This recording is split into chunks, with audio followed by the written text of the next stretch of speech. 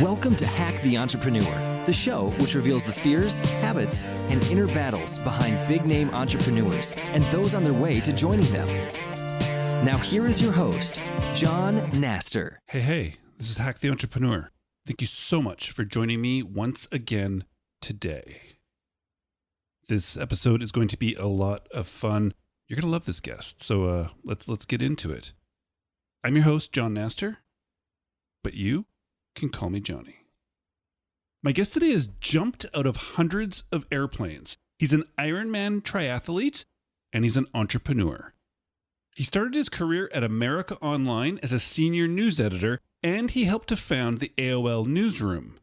Later in the 90s, he then started a PR firm called the Geek Factory. Later on, he became the creator of Help a Reporter Out, which you may have used. It's called HARO. And it's a service for journalists, and it was acquired 2 years later in 2010. He is now an international speaker and the creator of Faster Than Normal, a podcast and book to help people turbocharge their focus, productivity, and success. Now, let's hack Peter Shankman. All right, here's a question for you. Have you ever considered starting your own business or launching a startup? If the answer is yes, then you're probably going to want a great logo design as well as business cards and a website. This is where DesignCrowd can help. Here's how it works. 4 simple steps. Step 1, visit designcrowd.com/hack and post a brief describing the design you need. For example, a brand new logo. Step 2, DesignCrowd will then open your project to their 550,000 plus designers to respond. Step 3, within hours, you will receive your first design. And over the course of 3 to 10 days, a typical project will receive 60 to 100 different designs from designers around the world. The 4th and final step, all you need to do then is pick the best design, and the designers get paid. If you don't find a design you want, no problem. DesignCrowd has a money-back guarantee. Crowdsourcing design on DesignCrowd helps you access the collective creativity of hundreds of thousands of designers, and it will save you money, time, and help you find the best design possible for your budget. Right now, you can also get a very special offer from DesignCrowd. Check out designcrowd.com/hack. That's DESINCROWD, designcrowd.com/hack for up to $100 off your very first project.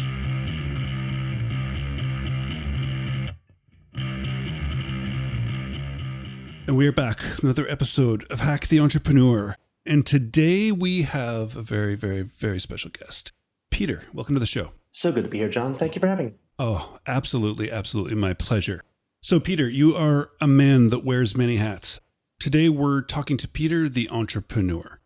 So, Peter, as an entrepreneur, can you tell me, what is the one thing that you do that you feel has been the biggest contributor to your successes so far? You know, Lincoln has been quoted, and, it's the internet, so who knows if he actually said it, but something along the lines of, I'm a big believer in good fortune, and I find the harder I work, the more of it I have. I've been really lucky. I think that the number one thing I've done that has contributed to my success has been to look at things that I have to do and say, I get to do them, right? Like not looking at, I have to do whatever, but hey, I'm still not behind a desk and working for someone else and miserable. And so I get to do these expense reports, or I get to be on deadline or whatever. It's still not the thing that I'm terrible at, or the thing that I hate, or the thing that would make me miserable. So, I'm stuck in this 4-hour flight delay and I won't get home till 2 a.m. But yeah, I'm still not hating my life or whatever. And I just think that, it comes down to how you look at things. And I just consider myself ridiculously lucky, probably about 10 times a day. But it's a positioning of the mindset rather than changing the external environment. Well, without question. I mean, life is way too short. when I started skydiving like 12 years ago or whatever, there was an older skydiver who heard me bitching about the fact that like my friends who don't skydive didn't understand why I would go and waste my weekend up there with those people. And you want to listen to older skydivers because if they're older and they still skydive, like they've been smart enough not to die. Right? So you assume they have skills you want to hear. And he just looks at me and goes, son, if you can't change the people around you, change the people around you. And that was like this wake up call, like in 2005 or whatever. I'm like, okay, there's no point in wasting time complaining. How many times have you jumped out of a plane? Just under 500. So it's interesting. I've never thought of an older skydiver as the fact that they're surviving. Do you think this would be the same as sort of like looking for mentorship or coaching or whatever you want to call it from older entrepreneurs? No question about it. I mean, and the thing is, so like I run this mastermind group and everyone says, oh, is it, what kind of people are in it? What's the age range or the experience? I'm like, well, it's everything because the mastermind groups I've heard of have people who have started and sold like 10 companies and are worth, tens of millions, or they have people who are on their first ride, like 3 months into their first launch. And I'm like, why wouldn't you put those people together? Because the people with all the experience, like they're jaded. They'll give you the experience you need, the hardcore on the ground stuff. But the people who are wide eyed and like, yeah, this is the greatest thing I've ever done. They have the creative ideas that the successful people who have been might poo poo until they say, hey, this, might not think about. And so I deliberately came up with this group and like, let's put everyone together because you want to get advice from everyone. Never turn down advice. Be careful with the advice you act on, but never turn down advice from anyone willing to offer it.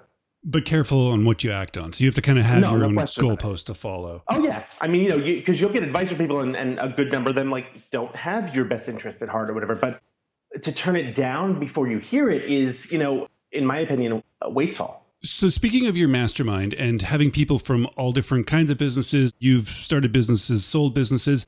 But right now, at this time in space, you have, to me, a fascinating business model. How would you describe your business to somebody? So it's funny, I tell all my people in the mastermind, like, make sure you can pitch your business in 15 seconds to anyone, anywhere with a gun to your head. And I totally cannot do that when put on the spot. Thanks, John. So I like to tell people that I create content. I create content that is useful. I create content that is helpful, and I give 99.9% of it away. Like I said, I've been lucky, and I started 3 companies. I've sold them. I've been successful in different industries. I wasn't supposed to be doing any of this. I was in graduate school studying fashion and portrait photography in the early 90s in Santa Barbara, walking on the beach with a camera. With 18 credits to go, I lost my financial aid. The government sent me a letter. Your parents make too much money. We're taking away your financial aid. And I sent the government back a letter that said, my parents do make too much money, but they keep it. And the government didn't find that funny. And then, again, random twist of fate. 3 months later, I was in a chat room on AOL. And someone in that chat room worked for AOL, and they said, you have a journalism degree. We're trying to build a digital newsroom. And 3 weeks later, I was hired. I was one of the founding editors of AOL News. And from that, a few years at AOL, I learned so much from Steve Case and Ted Leonsis. Moved back to New York right at the start of the dot-com boom, very late 90s. I started a PR firm. And, out of my apartment because it was easier than I didn't want to have to work for someone else. AOL spoiled me in the respect that they didn't care how I worked. They said, as long as you get it done. And so for someone with ADHD, awesome. I could work at 2 a.m. I could work however. And then I leave AOL and 3 years later, and I come back to New York and my first job at a magazine. Okay, so we'll see you tomorrow at 8:30. Make sure you're, punched in and at your desk by 8:40 and lunch is from 12 to 12. I'm like, what is this, Russia? It was this horrible experience that taught me that I actually didn't know how to work for anyone else and wasn't good at working for anyone else. And so I went on my own. And that was 19 years ago. Over 19 years ago. And I literally said to myself, when this fails, not if this fails, like when going out on my own fails, I'll get a job. And it's been 19 years and I'm very thankful I haven't had to. So if you ask me to describe what I do, I create content that could be either corporate speaking, which is probably 60% of my time, to companies like American Express, Disney, Huawei, major companies. I have this mastermind group of just under 200 people at shankminds.com. And then I write books and I go on TV. I do random things like that. And of course, then there's the ADHD component, which we can get into later. But I like doing lots of things because I don't function well if I have to be tied down to sort of one track. Right. So does Shankman is quite new, right? In the past year? 2 years old. Oh, okay. Wow. Time flies. I remember you launching it. So, okay. So that's 2 years, and so the corporate speaking that you do a ton of because you're like relentlessly traveling and on airplanes, like that didn't start sort of intentionally, or you know what I mean? Like you've turned it into a phenomenal business, and I'm assuming the books and the podcast and things feed into the speaking, but you know what I mean? I'm trying to sort of figure out, it's cool to see you 19 years now and be like, this is what I do. And it's a whole bunch of really cool stuff. But how did it happen? Yeah. Like we're trying to, people are listening and like, I would love to be able to do that in 19 years. Where do I start? So for me, again, it's always been about the beauty of ADHD is that I come up with an idea on my first of 2 connecting flights. And then I get to the lounge and I wait an hour and a half for the connection. And in that hour and a half, I go online and I buy the domain name and put up a site. And then I take my second flight. And by the time I land, it's a business. And, that sounds ridiculous and stupid, but literally that's how I launched HARO.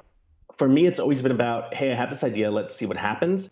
If I had to break it down, I ran a PR firm in the late 90s after AOL. When I went on my own, my first sort of business was I launched a PR firm in the beginning of the dot-com boom.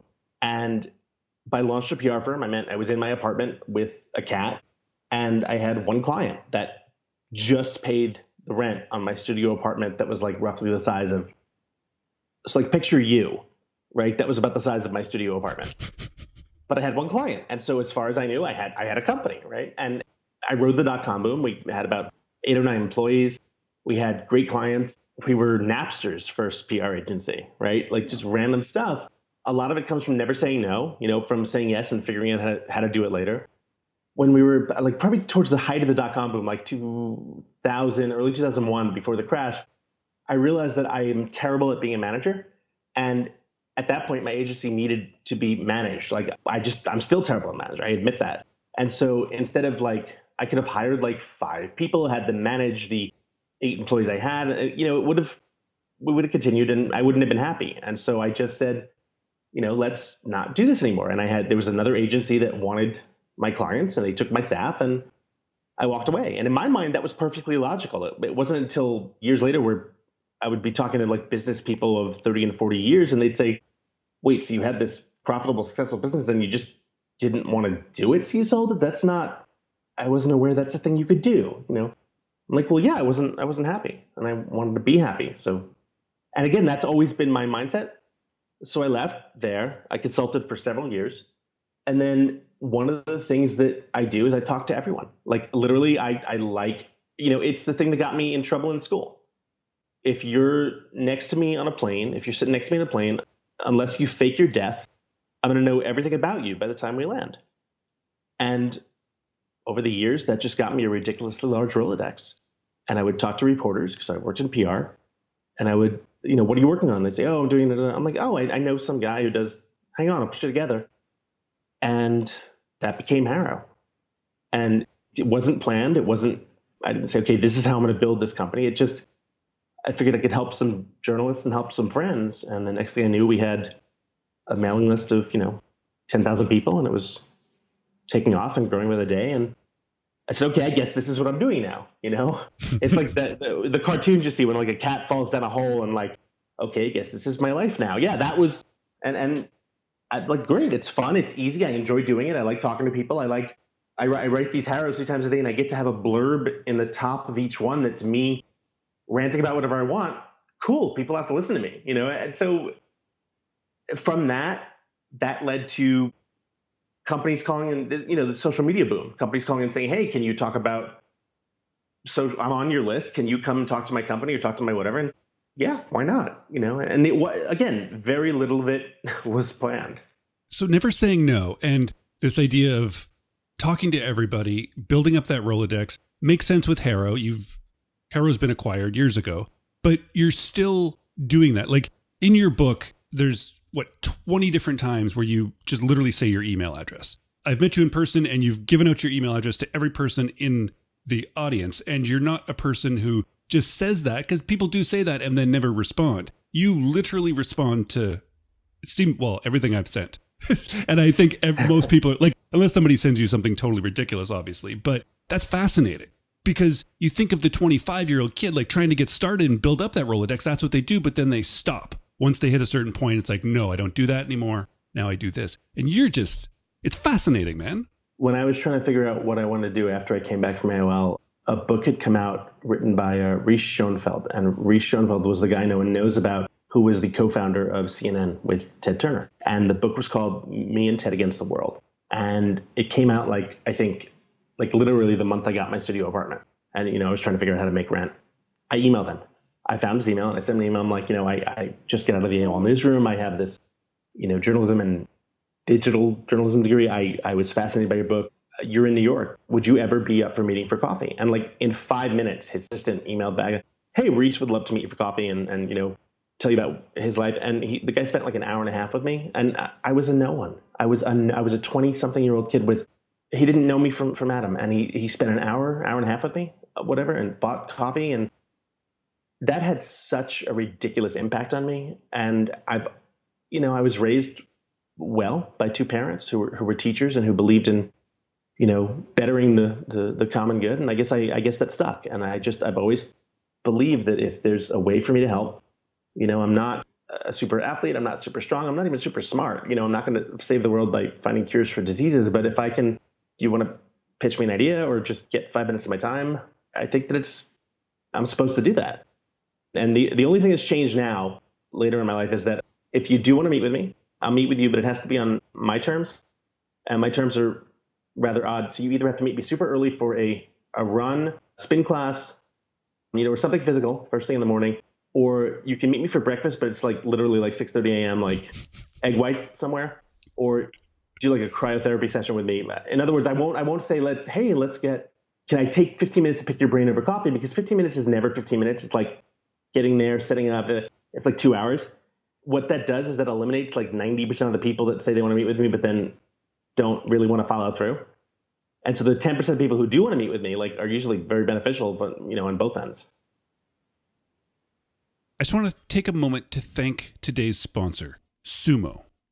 It's a great tool that I've been using for about a year and a half now. And not just me, but also some pretty big names that you'll probably recognize. Airbnb, The Chive, Tony Robbins, Tim Ferriss, maybe?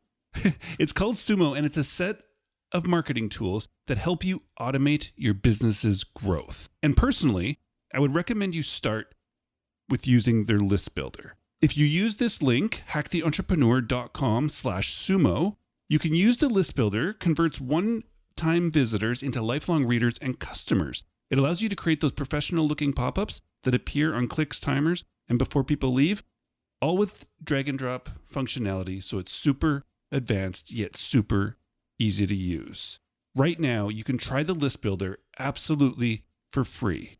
Go to hacktheentrepreneur.com/sumo and take advantage of this right now. That's hacktheentrepreneur.com/sumo. Wow, I like that. And so this ties in well to what we should talk about next, which is projects, but one project in particular, which is Faster Than Normal. It's your new book. It's a podcast. It's really, really, really good. And it ties into some things. But I want to know sort of just choosing a book. I mean, the podcast makes sense because the book was coming out, but choosing a book and seeing all the different books you've written, this is a hard choice, right? And it's funny because in the book, you have the 4 ADHD undeniable life rules. Rule number 1 is eliminate choice wherever possible.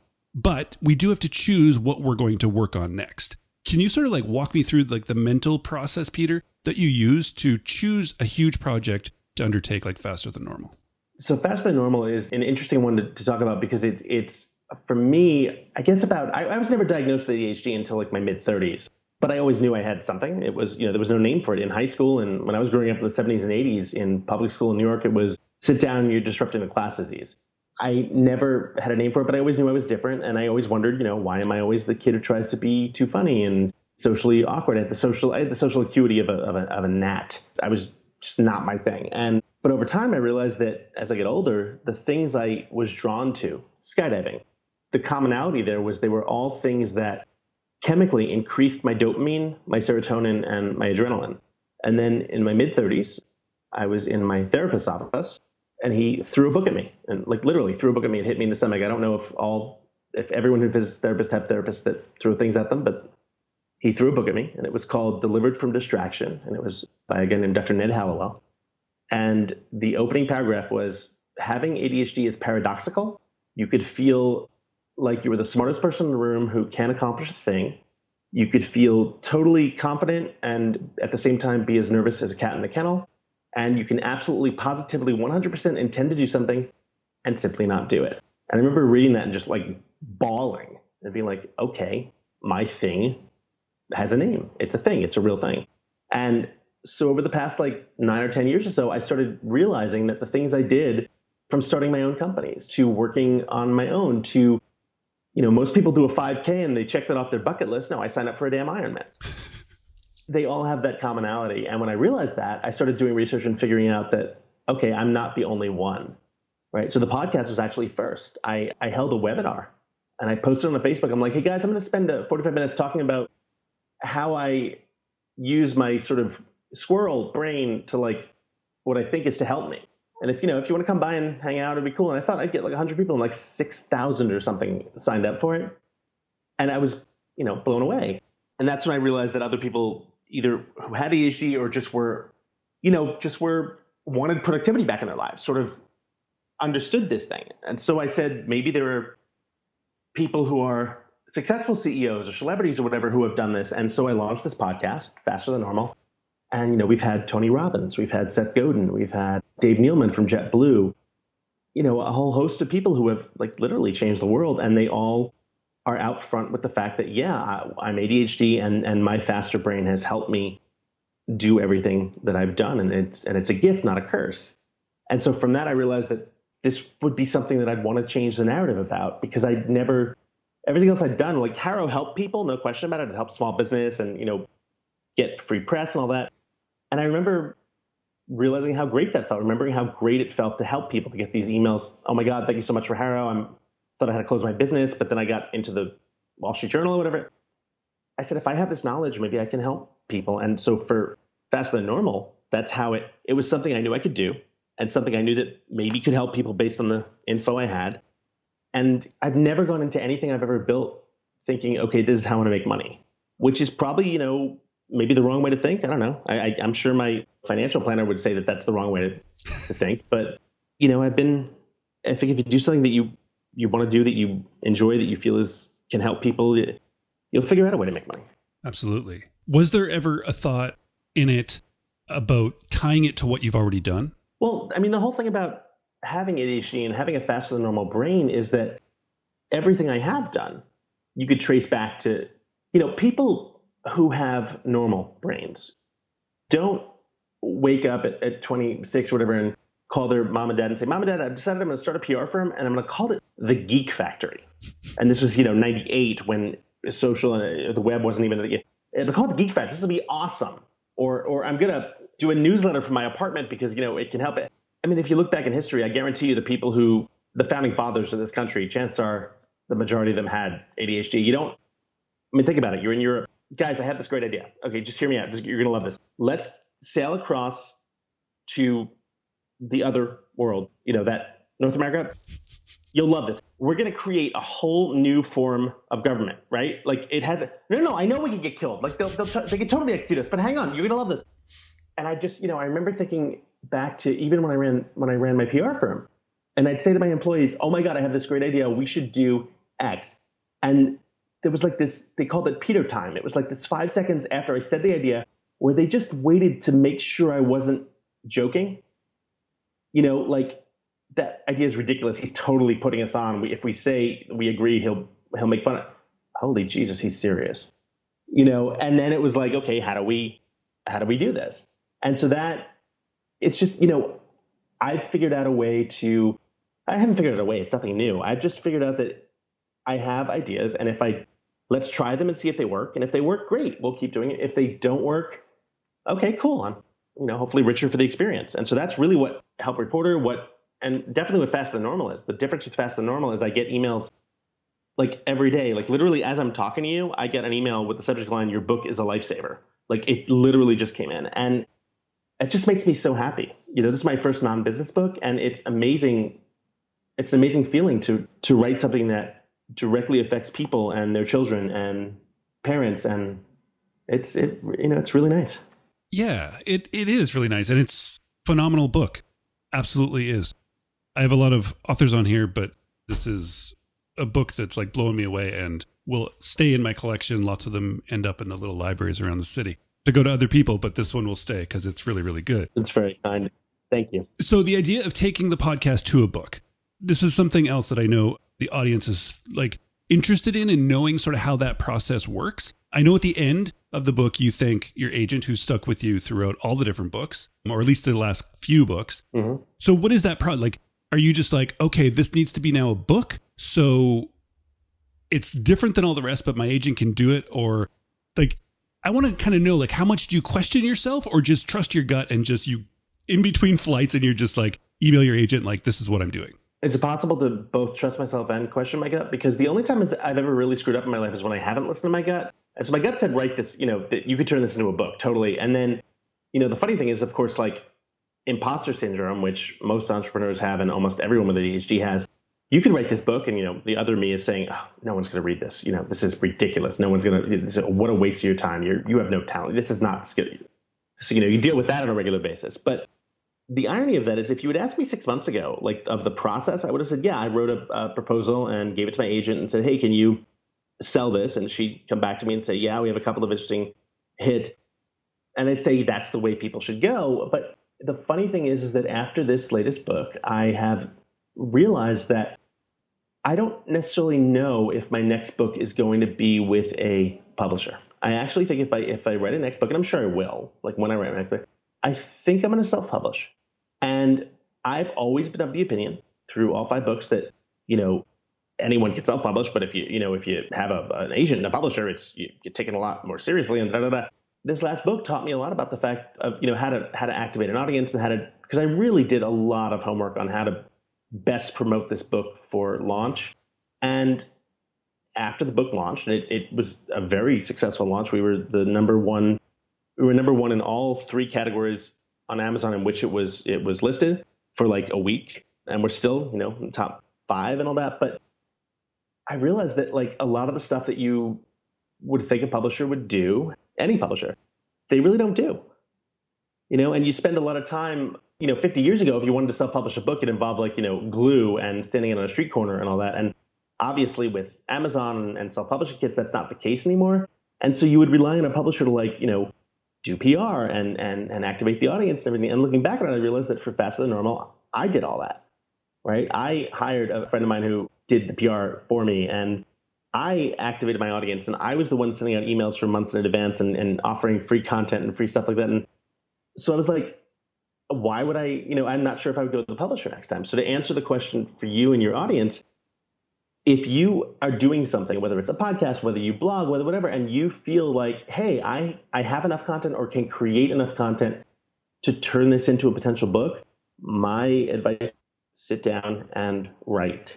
Get it on paper, get it written, worry about how to publish it afterwards, because the majority of people that don't write books talk themselves out of it, right? Like, oh, well, I wouldn't know where to begin. And no, you begin by sitting down and writing. I encourage everyone I talk to, sit down and write. If you have stories in your head, if you have stories on, in journals, write them. Just get them down on paper, because the whole world looks a lot different when you're staring at 150 or 200 pages of actual written content versus the idea of, I should write a book. Or get a return flight to Tokyo and write the book on the flight. I don't recommend that for everyone, but for some people that does work. Yeah, my last few books have been written entirely on planes. I love that. I absolutely love that. Interestingly enough, I had coffee with somebody this morning who wrote an article called How to Self-Publish a Book and Sell 180,000 Copies. I think you should talk to him before your next book. So he was trying to, push for self-publishing as well.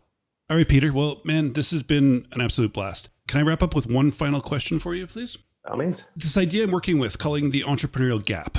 This seems to be this place I think we live in. You've been at this, since the 90s. You've had huge successes. I'm sure there's been highs, lows, wins, and losses. But as we always push forward as dreamers, as entrepreneurs, And I think we need to do that. I would love it if you could stop and sort of turn around and just look behind you right now and just sort of tell me how you feel about this whole insane journey up until today. So I actually did look behind me, and my cat is staring at me, which is weird. But I will say this. So, and you know what? It's funny. I'm glad you asked me that question, because I try to add this to every speech I give, whether it's corporate or conference or whatever. And so it's great to be able to tie this in. In the 19 years I've been doing this, the one constant that I have realized is that entrepreneurship, for all the highs and the lows and the great, wow, this is amazing. And entrepreneurship is lonely as hell, because being entrepreneurs, we tend to be constantly, wrapped up in this race of, I got to do this thing and then this thing. And we don't necessarily have a group of people, or, our friends, some of them aren't entrepreneurs. Our partners aren't necessarily entrepreneurs, and they don't understand. They could say, oh, well, you do this great stuff and must be so cool. You get to work from wherever you want. And, wow, you're at a conference in a warm place and you're, writing this email from a beach. That must be amazing. And we tend not to share the negatives as much. And I've lost a couple of people in the past 19 years to suicide who were entrepreneurs because they didn't feel like they had anyone to talk to. And I think that's just obscene. Mm-hmm. Looking behind me, what I wish I had known 19 years ago is that you're going to fail a lot more than you succeed. There's going to be a lot more oh shit moments than there are woohoo moments. The woohoo moments, though, are what keep you going. But, you have to have someone or something or a plan in place to get that out of your system and take care of yourself when things aren't great, and even when they are. Because we stare at whatever project we're working on, and we're led to believe by our brains that whatever we're currently working on is the most important thing we'll ever do in our lives. And the fact of the matter is that we're the most important thing we'll ever do in our lives. And if we're not taking care of ourselves, we can't be at our best. And so I encourage everyone, every single one of your listeners, everyone, I try to say this as much as possible, is make sure you stop and make sure you're taking care of yourself, and ask yourself, are you good? And if the answer is not 100% yes, it's okay to say, you know what, I'm going to slow down a little bit, and maybe I'm going to talk to someone, or I'm going to see what I can change. The oxygen mask theory on an airplane, right? You have to put on your own mask before you try and help others. Otherwise, you will suffocate. And a few years ago, I had a moment in my life where I realized that I was successful and doing well, but I was also doing things that were self-destructive, and I was doing them under the guise of, oh, I just need to blow off steam, or oh, I just need to do this. And I'm very thankful and fortunate and grateful that I had that sort of realization. But it's an amazing ride. I can't imagine doing anything else. But if I'd had one thing that I could have known from the beginning, it was to stop every once in a while and say, everything okay? Are you doing all right? And, if not, let's re-examine, because it is okay to slow down. It's okay to take your foot off the accelerator every once in a while. Beautiful answer, man. I like it. Can we now, we've talked about it sort of in passing, Peter, but can you now give the listener the quick pitch about the new book and podcast? Sure, I'd love to. So the podcast is fasterthannormal.com. Each episode is only 20 minutes because ADHD. Yeah, the book is fasterthannormalbook.com, or you can get it on Amazon or wherever you buy books. And if any of your listeners either have ADHD or have an interesting story that ties in, I'm always looking for new guests, people to promote. It's, again, it's turning into something bigger, but it started as a labor of love. And I love being able to talk to people about this. And my goal is to change the conversation. ADHD is a gift. It's not a curse. And people with it are not broken. They're not on the island of misfit toys. Their brains work differently, in the same way that if you drove a Honda all your life and then someone gave you a Lamborghini, unless you learned how to drive that Lamborghini first, if you try to drive it like a Honda, you'd crash into a tree. Learn to drive it differently, and you have a faster brain that can do amazing, amazing things. Is the book just for entrepreneurs with ADHD? Oh my God, no. It's for literally anyone who wants to get 2 to 3 hours a day of their life back in productivity. I talk about the rules that I use to allow me to thrive with ADHD, but they work for everyone. So I sleep in my gym clothes, right? I wake up in the morning, I put on my sneakers before I even open my eyes, and I'm going to the gym. I'm not going back to sleep if I'm fully in my gym clothes. My closet has, 2 sides to it. One side they're literally labeled. One side says office and travel, and it's a t-shirt and jeans. And the other side says speaking/TV, and it's a button-down shirt, jacket, and jeans. My vests, my suits, all that stuff, that's in my 4-year-old daughter's closet in her room. Because if I'd wake up in the morning and have to look at this stuff, Oh my God, look at that vest. I remember that vest. Laura gave me that vest. I wonder how she's doing. I should look her up on Facebook. It's 3 hours later. I'm naked in the living room. I haven't left the house. The book is full of rules like that allow the entrepreneur and everyone really to sort of gain that time back. Awesome. I love it. FasterThanNormalBook.com. Faster Than Normal is the podcast. You can find Peter at Shankman.com as well as at Shankman on the social channels. At Peter Shankman, actually. Oh, at the Peter social channels Shankman. are all at Peter Shankman, yeah. Okay, good correction. As well as, what is it, Reese Schonfeld, the book, Me and Ted Against the World? Oh yeah, so Reese Schonfeld wrote Me and Ted Against the World. It came out in the, I think, late 90s, and it's a great read. It's all about the stuff that Ted never talks about. It was really interesting. You know, they took on something that had never been done before. You know, there was nightly news, and that was it. And it was pretty awesome to see how he did this, how they both did this amazing new thing. Very cool. I'll link to all of this as well as that book in the show notes for you to track down on hacktheentrepreneur.com when you get a chance. Peter, once again, man, thanks so much for stopping by. I really do appreciate it. And please, man, just keep doing what you're doing because it's awesome and inspiring to watch. That's all I could do. Thank you, my friend. Well, that was just a lot of fun. I've been wanting to, for a couple of years now, have Peter on, and I actually met him at a conference last summer in Barcelona. And it was great to meet him, and I'm glad that I finally got to tie him down. He is indeed faster than normal, so it's good that I finally got him on the show. Again, I don't always fully 100% endorse every book of every author who's ever been on my show because books are subjective and everybody likes different books. But I've read Faster Than Normal twice now in the last 3 weeks, I think it was, that I've had it, and I highly recommend it for figuring out your systems. And also, if you are one of the entrepreneurs that have these attention problems, this might help you understand yourself a lot better. It's Faster Than Normal. You can find it anywhere that you buy books. All right, so the excitement of getting to have this conversation has sort of dissipated now because the conversation is over. But I'm excited. I'm even possibly more excited to go back through the conversation, to go back through and listen to everything that Peter said so I can find that one thing. You ready?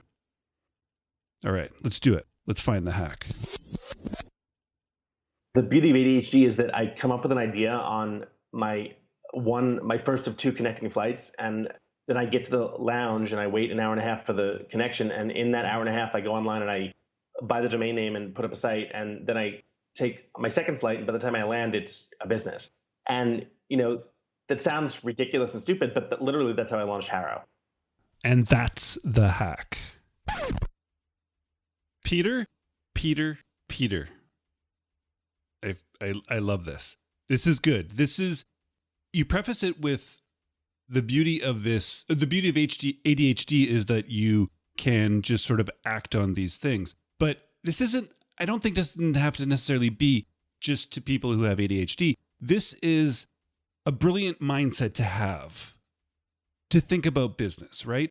A problem I see with lots of people when we try and start businesses, especially like our first businesses, is that we overblow it as this huge thing in our head. Like it's a startup that's going to do all, like, when it really just needs to be a landing page.